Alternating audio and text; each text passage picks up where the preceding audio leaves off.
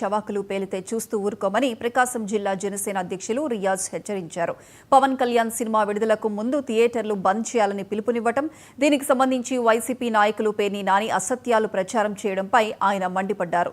సినీ రంగంలో ఎంతో మందికి సహాయం చేసిన ఘనత పవన్ కళ్యాణ్దని, అటువంటి వ్యక్తిని వెన్నుపోటు పొడవాలని సినీ రంగంలో ఉన్న నలుగురు వ్యక్తులు ప్రయత్నం చేయడం ఎంతో విచారకరమని అన్నారు.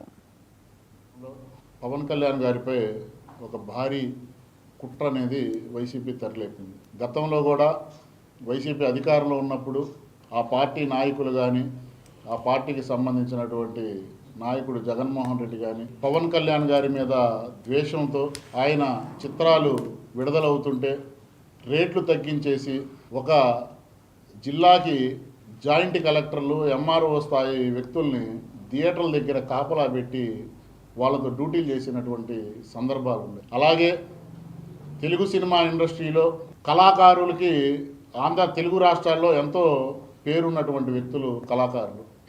అలాంటి కళాకారుల్ని అగౌరవపరుస్తూ భారతరత్న తర్వాత పొజిషను పద్మవిభూషణ్, అంటే పద్మవిభూషణ్ తర్వాత భారతరత్న ఉండేది. అలాంటి పద్మవిభూషణ్ తీసుకున్నటువంటి చిరంజీవి గారిని కూడా అగౌరవపరుస్తూ ఆనాటి వైసీపీ ప్రభుత్వం చేసినటువంటి చర్యలు తెలుగు రాష్ట్ర ప్రజలందరూ కూడా చూశారు.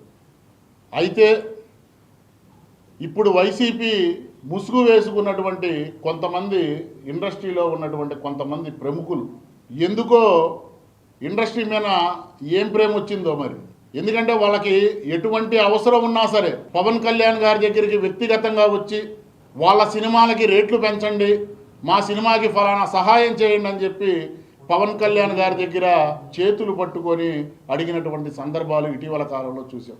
శత్రువు కూడా హాని చేయనటువంటి